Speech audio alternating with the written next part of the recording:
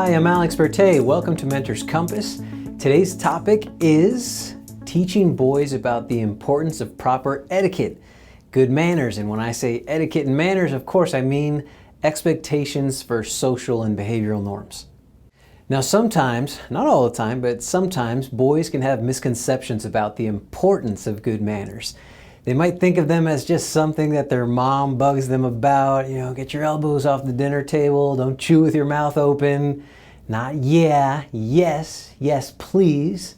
Or they might associate good manners with not really being a guy's guy, not really being manly. The true mark of a man in his teenage years being obnoxious, smelly, making all sorts of bodily sounds, making rude comments, blurting out, and so on. Or they might equate good manners with being a goody-goody, putting on airs, or the cardinal sin of sins when you're a teen, which is being a conformist. But you know, as well as I do, that proper etiquette and good manners can be the difference between making a new friend and wishing you had friends. Getting that internship you really want, or getting passed over for the job. Learning to relate and interact with the world around you and being present, or just noticeably being elsewhere mentally. Right, so let's delve a little deeper into some of the reasons for why it's important to bring up manners in your mentoring sessions. Now, a key part of growing up is moving from selfish to selfless, from me-centered to other-centered. And this requires knowledge and acceptance of an essential truth. And that's that nobody lives in a bubble. So when you're meeting with your mentee, it's important to remind them that he lives in relation to our world. He coexists with other persons.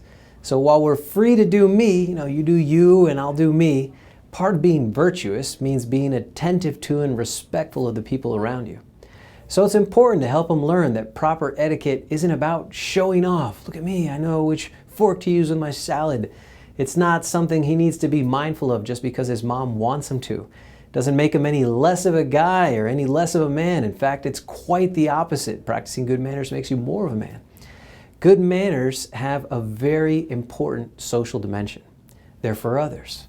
Right? That's what it's about. It's about becoming a man for others. Good manners communicate respect, attentiveness, courtesy, thoughtfulness.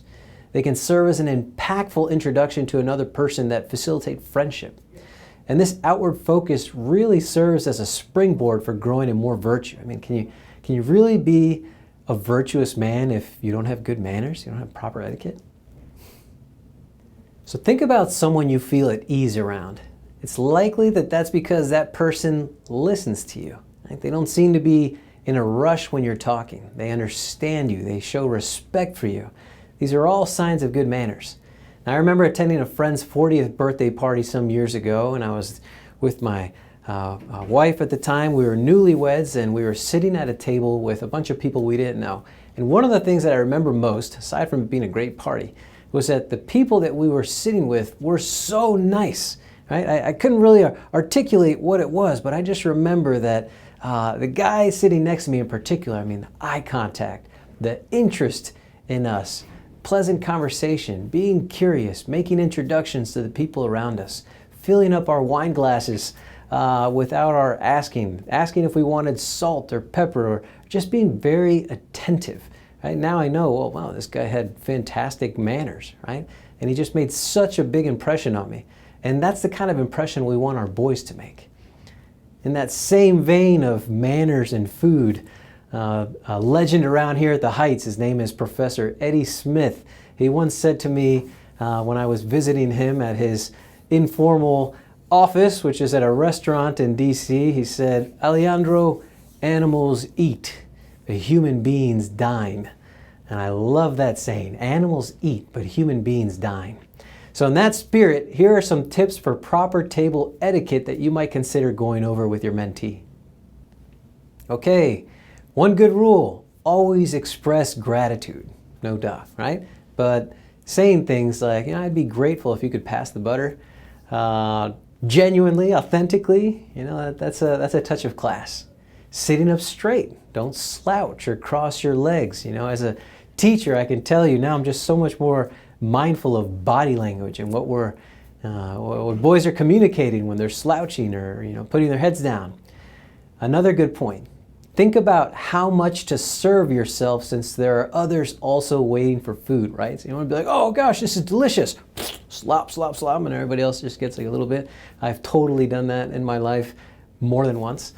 Another good idea, remind your boys to help set the table or put things away.